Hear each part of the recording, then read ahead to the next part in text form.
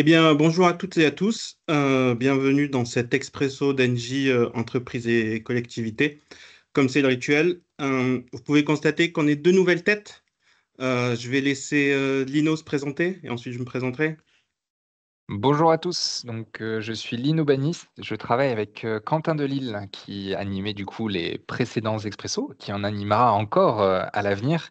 Aujourd'hui, je vais vous parler un peu des marchés du gaz et de l'électricité à sa place. Merci Lino. Et du coup, pour ma part, c'est Kamel Rchidi, chef des ventes grand compte privé chez Engie Entreprise et Collectivité. Donc, vous verrez par la suite qu'il va y avoir des roulements pour les futurs expressos. Il y aura différents intervenants. Pour commencer, Lino, on voit en ce moment la météo. Enfin, on a vu que le mois de janvier était frais. On voit que ce matin à la radio, on a parlé d'écarts de température élevés entre le nord et le sud. Quelle est un peu la conséquence de tout ça sur les marchés de l'énergie? Alors, comme tu le dis, on parle beaucoup de météo. Alors, c'est un petit peu classique de commencer un point marché sur le gaz et l'électricité en parlant de météo. Mais c'est vrai que nous avons eu un hiver plutôt frais. Si on regarde en fait les moyennes de température en Europe, alors avec quelques vagues de froid par-ci, par-là. Or, on sait très bien que la météo influe directement sur la consommation d'énergie et donc peut tirer à la hausse ou à la baisse, si la consommation est basse, les prix du gaz et de l'électricité en Europe.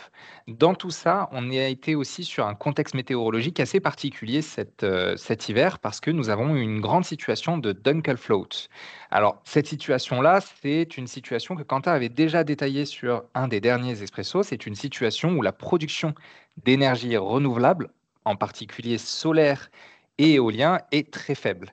Et dans ce contexte-là, si la demande d'énergie est assez élevée, il faut produire de l'énergie par des centrales à gaz, au charbon ou au fioul, principalement en Allemagne ou en Pologne. Donc, en fait, on a été dans une situation où, d'un côté, nous avons la consommation de gaz et d'électricité qui a augmenté étant donné que les températures étaient plutôt basses pour la saison. Et d'un autre côté, on a été dans une situation où la production d'énergie renouvelable a été plutôt faible. Donc, on a dû encore plus produire de l'électricité à partir de gaz et d'électricité. En France, nous avons été un petit peu épargnés par cette situation, étant donné que le parc nucléaire a été très performant et donc nous avons moins subi cette baisse de production d'énergie renouvelable. Mais force est de constater que d'un point de vue marché, les marchés européens sont interconnectés et on a été dans une situation où la demande a été forte et la demande de gaz aussi a été forte. Ok, merci Lino pour ces précisions. Donc j'entends qu'il y a quand même un driver gaz qui revient de manière assez importante en ce moment sur le marché. Du coup, je fais un peu directement la corrélation. Souvent, quand on parle de gaz, on parle de stockage et de remplissage de nos stockages. C'est souvent les questions qui arrivent juste après. Est-ce que tu peux nous en dire plus? Alors oui, bien évidemment, et je vais vous en dire plus, et aussi je vais détailler un petit peu ça par un graphique que je vous présente à l'instant où je vous parle, c'est l'évolution des stocks de gaz en Europe. On va revenir dans le graphique dans une seconde, mais avant, j'aimerais recontextualiser à quoi servent les stocks de gaz en Europe. Il faut bien avoir en tête que les stocks de gaz en Europe nous servent à passer l'hiver, parce qu'à peu près un tiers de notre consommation durant l'hiver est tiré en fait des stocks de gaz que nous avons en Europe. Donc l'évolution des stocks, en tout cas de ce remplissage des stocks de gaz en Europe, va directement influencer les cours du gaz et donc par ricochet ceux aussi de l'électricité, étant donné que ces stocks de gaz sont une offre non négligeable et même nécessaire pour l'Europe, mais aussi la France, pour passer en fait l'hiver. On peut voir, comme vous le voyez sur le graphique que je vous présente, que l'année 2025, donc c'est l'année en rouge, est une année où on prend un petit peu de retard sur les stocks de gaz, le remplissage des stocks de gaz en Europe. Donc ça vient principalement de la consommation de gaz qui est très forte, donc, que je vous ai expliqué en premier point. Et en fait, on peut voir qu'on prend un petit peu de retard par rapport à la moyenne 2017-2024 de remplissage des stocks de gaz. Donc là, on prend un retard environ de 5%. Donc, ça reste encore rattrapable. La suite de l'hiver nous le dira. Maintenant, si on regarde l'année 2023 et l'année 2024, vous avez sur le graphique l'année 2024, on a pratiquement 20% de décalage par rapport au remplissage des stocks de gaz en Europe à la même période l'année dernière. Donc, c'est conséquent et il y a directement un effet sur les marchés, donc les stocks de gaz et toutes les news que nous pourrions trouver en fait sur les marchés qui vont affecter ces stocks de gaz pourraient avoir une incidence sur les prix.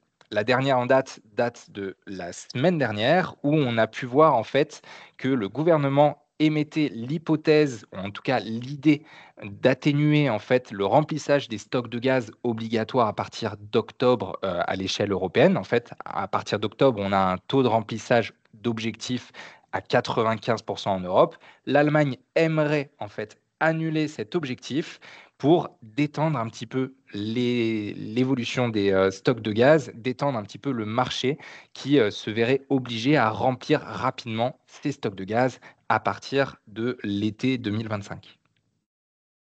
Ok, merci Lino pour toutes ces explications sur le stockage.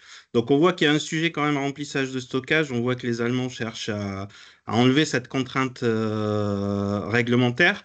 Mais du coup, quand on parle stockage de gaz, ben, directement ensuite, on enchaîne avec le GNL. Au niveau du GNL sur le marché mondial, qu'est-ce que tu peux nous dire dessus? Alors, exactement, comme tu dis, aujourd'hui, on va regarder principalement ce qui se passe sur les stocks de gaz, mais le corollaire dans tout ça, c'est qu'on va regarder ce qui se passe sur le marché du gaz naturel liquéfié. Pour une petite remise en contexte, depuis le 1er janvier 2025, nous ne recevons plus des flux de gaz russe par gazoduc sur le continent. Les flux de gaz russe par gazoduc sont à zéro. Donc l'Europe doit trouver de nouvelles sources d'approvisionnement de gaz naturel et elle s'est naturellement tourner vers le gaz naturel liquéfié. Aujourd'hui, le gaz naturel liquéfié, on va regarder ce qui va se passer principalement aux États-Unis parce que l'Europe, en fait, importe pratiquement 50% de son gaz naturel liquéfié des États-Unis. Il faut savoir que le gaz naturel liquéfié représente à peu près un tiers de l'offre de gaz qu'on a de disponible sur le continent aujourd'hui, étant donné qu'on n'a plus les flux de gaz russes. Donc, dès qu'on va avoir une nouvelle concernant, par exemple, les États-Unis, on va avoir un effet direct sur les prix. Et ce qu'il faut bien avoir en tête également, c'est que le marché du gaz naturel liquéfié, c'est un marché qui est mondial, où les méthaniers peuvent aller d'un point A ou un point B en fonction des places de marché où les prix du gaz sont le plus chers. Il y a donc une compétition naturelle qui est en train de s'installer entre l'Asie et l'Europe pour accaparer un maximum de méthaniers pour faire en sorte que les flux de gaz naturel liquéfié soient à leur maximum.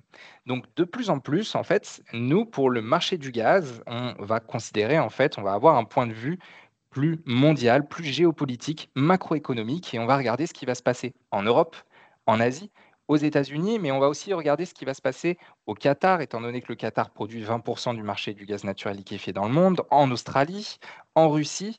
Donc, on est en train de tourner de plus en plus vers un marché qui est mondialisé, où le géopolitique et l'économique prennent de plus en plus d'importance.